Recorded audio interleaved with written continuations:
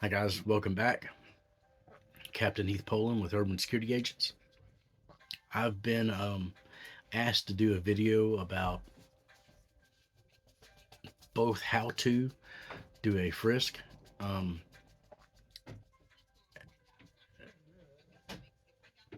and we're gonna get to that, okay? But first of all, you need to know what you can and can't do in those situations, okay? First of all, security officers cannot do a a search. That means going inside your pockets. That means going inside a bag. You cannot do those things. Okay, we don't have the authority to do so. Um, it's commonly known as the Terry Frisk. Um, that's what we're allowed to do. Now, we will get to a point where I'll show you how to do that on a person, which you can and cannot do on that person in order to be not sued or cross lines that you're not supposed to. First and foremost, keep this in mind. Do your research within the state that you're in. If you're in security, know what you can and cannot do. Secondly, if you're dealing with a male, only a male needs to be searching, frisking that person down. Okay. Secondly, if you're dealing with a female and you do not have a female supervisor that can come out and do that for you, you need to call PD and ask for a female officer to come out and do this. Okay. They will 911 will, who you're dealing with, male or female, approximate age, name, all those sorts of things. Um, if they don't, then you need to try to provide them with as much information as you possibly can. Um, since we're located centrally here in Kentucky, I've done a little research, and Lexington PD has been very kind to post what they call their general order for a Terry Frisk search. I'm going to get into that here in just a second, but you can look that up at lexingtonky.gov. Okay. Look, I'm old fashioned, so I write everything down. Um, as we progress on these, we will upgrade to having, a tablet or something like that versus me writing it down or trying to read my own handwriting and do this. Um, Even though I'll still sit down and write it all out, that's just who I am. Excuse me. So, Lexington PD, again, has put online their general orders for a Terry Frisk or Terry Frisk searches. Now, again, the main thing you need to understand and um, make sure you are doing is same sex searches, same sex. Okay, and I say search loosely. Okay, um, when we get into the demonstration of that, you'll understand why I'm saying search. Okay, but a frisk is not where you can go into the pockets. Okay, I teach all my guys to use the back of their hand. That's how I was taught. Use the back of your hand to do the search. You can ask them to lift up their shirt or open their jacket and turn around. That way you can see physically they have no firearms or anything that can do bodily harm to you or the people around you. Okay. Now, again, because we're essentially located in Kentucky, um, we follow Lexington PD's kind of guidelines. Okay, on top of what I've learned and whatnot throughout the years. Um, but again, make sure you know your laws. Secondly, do your research. Thirdly, if you're dealing with a man needs to search that person. Okay, if you're dealing with a woman needs to search that person. Um, the transgender area is really, really, really gray. I believe still. Okay, so I don't know really the laws or statutes or anything. If you can ask that person, are you male or are you female? From what I'm understanding, a few of them get pretty hateful if you do, but you do kind of need to know. Okay, This way, you're not getting a lawsuit filed against you. This way, you're not being, sued for sexual harassment, a civil suit, any of those things. But you kind of need to know so you can do this properly, okay? So, Terry Frisk is a pat down or external feeling of the outer garments of an individual for weapons only. This is not for drugs, contraband, or anything like this. This is dealing with somebody out on the streets. Okay? Terry Frisk are often referred to singularly as Frisks. So if you look up the website, they've got a lot more on there. I only did the procedures for Frisk, and only did that because we're not law enforcement, we're not police officers, we're not. So we try to abide by their guidelines. That way, when they show up and they go, "Hey, have you searched this person?" No, we have not. We've frisked them down. You need to go ahead and search them, kind of thing. You understand what I'm saying? So procedures.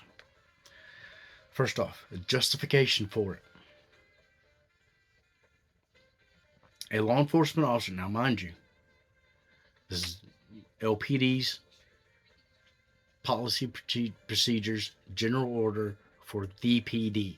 So you're going to hear me say law enforcement, okay? But I do believe it transfers over to security officers as well.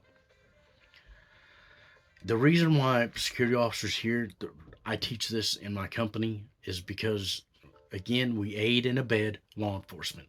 We want them to be safe. We want to be safe. Everybody wants to be safe, okay? So we want to try to help them out as much as possible before they arrive, okay?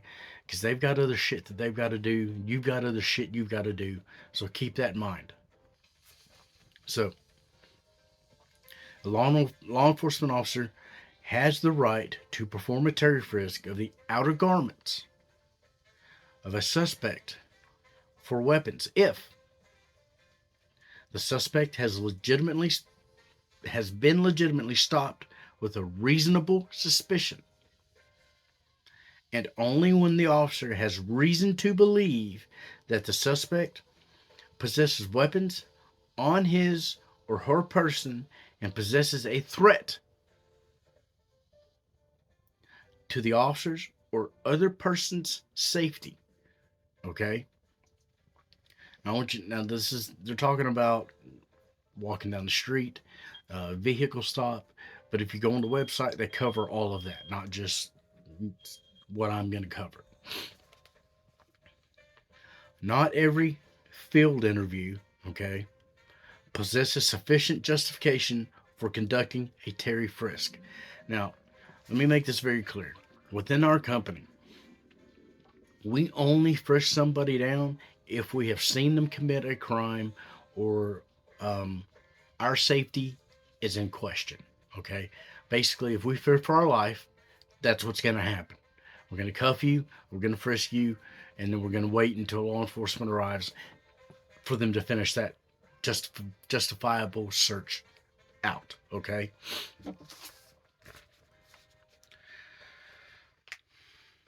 Following are some of the criteria that may form the basis for establishing justification for performing a Terry frisk. Officers should note that these factors are not all inclusive. There are other factors that could or should be considered.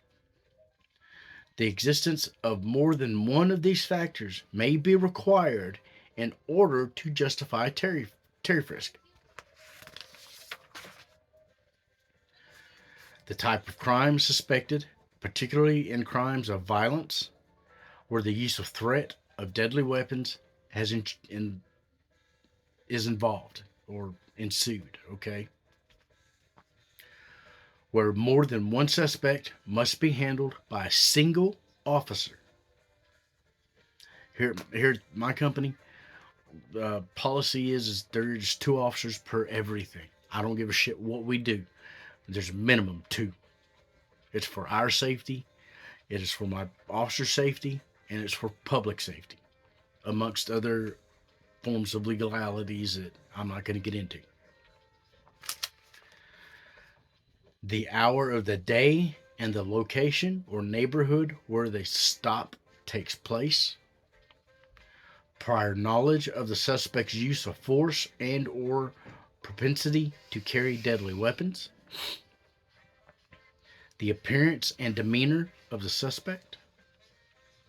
Visual indications that suggest the suspect is carrying a firearm or other deadly weapon. The age and gender of the suspect. Whenever possible, Terry Frisk should be performed by officers of the same gender or gender identity. Procedures for performing a Terry Frisk. When reasonable suspicion justifies a Terry Frisk, the search should be performed with due caution, restraint, and sensitivity. These searches may be only performed to protect the safety of the officers and others, and may never be used as a pretext for shaking down individuals or group of individuals to obtain evidence or for other purposes. So listen to this again. The searches may only be performed to protect the safety of the officers and others, and may never be used as a pretext for shaking down individuals or groups of individuals to obtain evidence or for other purposes. Do not do it. Terry Frisk should be conducted consistent with training. You'll hear me say a lot, train. You've got to train. Whenever possible, Terry Frisk should be conducted by at least 2 officers. One who performs the search, while the other provides protective cover. Should an officer visually observe a weapon, however, a more secure search position may be used, such as a prone position. Now, listen, right now it is, how cold is it outside? It's like, what, 17 degrees? 13 feels like 4. All right, so it's 13 degrees outside, feels like 4. There's snow and ice on the ground. I'm human enough, unless it is not a violent thing that I have got to wrestle somebody around with, I'm not putting you on the ground. I'm human enough to give you the respect of not being wet and have to wait for peace officers, okay? I don't want to be wet and cold out in this shit either. So keep that in mind. In a Terry Frisk, officers are permitted only to feel the outer clothing of a suspect. What that basically means is you cannot go in the pockets. Here we go. Officers may not place their hands in pockets unless they feel an object that could be reasonably be a weapon, such as a firearm, a knife, a club, or other item. If the suspect is carrying an object such as a handbag, suitcase, briefcase, sack, or other item that may conceal a weapon, the officer should not open the item, but instead place it out of suspect reach. On the hood of a car, the trunk of a car, inside the car. If the external feeling of the suspect's clothing fails to disclose evidence of a weapon, no further search can be made. So if you don't feel a weapon, you stop right then. You cannot go any further. It's against the law. It's against our policy.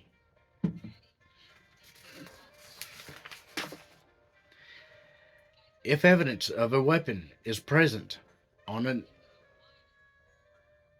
Let me restart that. If evidence of a weapon is present, an officer may retrieve that item only. That item only.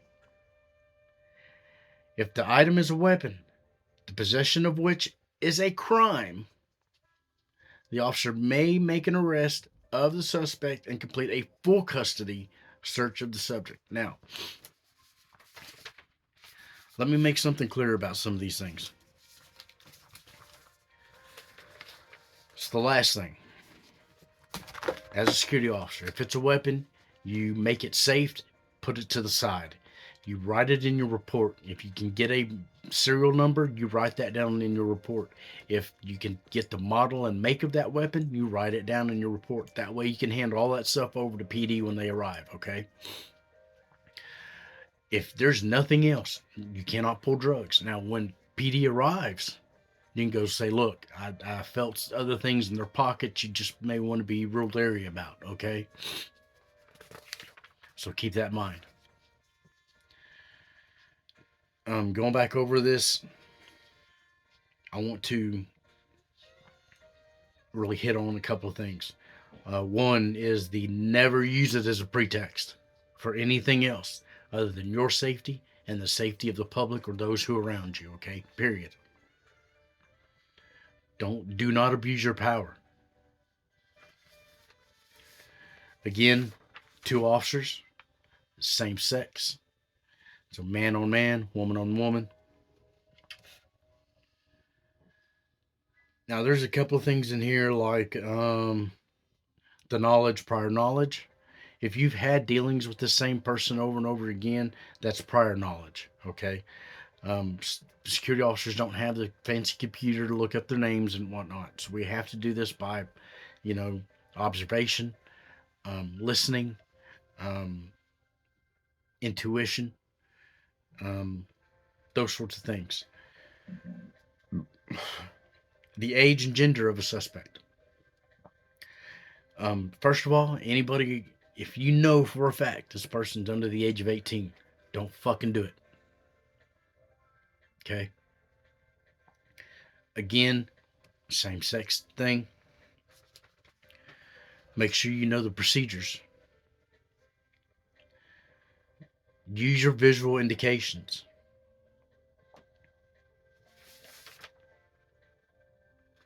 So again, if you want to look all that up, you are more than welcome to. It is lexingtonky.gov for Lexington PD.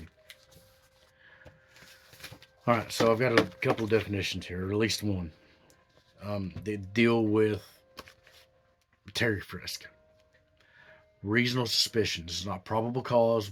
Security officers cannot deal with probable cause. It's reasonable suspicion. Is a legal standard of proof in United States law that is less than probable cause. The legal standard for arrest and warrants is probable cause. But more than inchoate and unparticularized suspicion or hunch. It must be based on a specific and articulable facts, taken together with rational inferences from those facts, and the suspicion must be associated with the specific individual. If police additionally have reasonable suspicion that a person so detained is armed and dangerous, they may frisk the person for weapons, but not for contraband like drugs.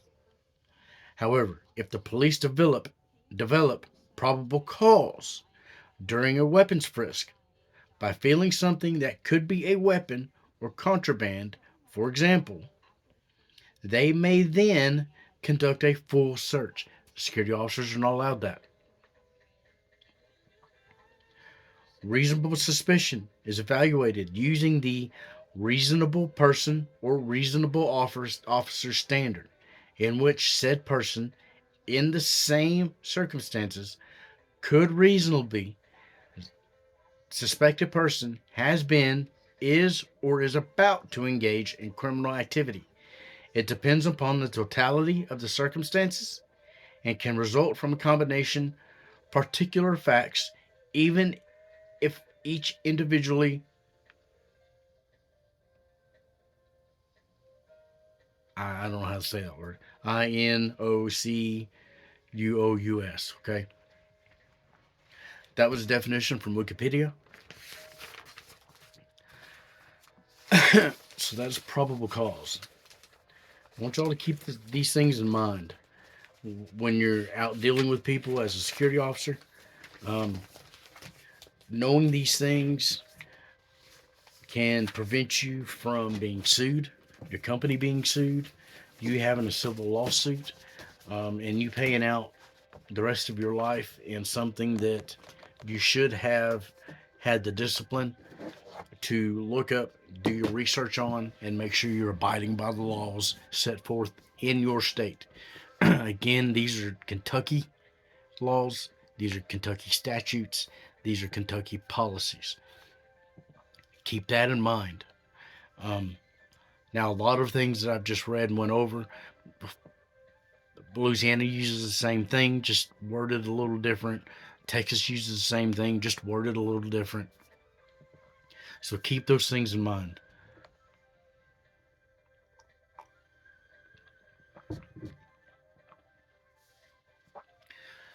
Again, I want everybody watching to understand we are a security company. We are security officers. We are not Leos. We're not sheriff's department. We're not constables. We're not Kentucky State Police. Um, we follow those guidelines because we namely deal with the OPD a lot more than the surrounding area. Um, so we want to try to help them.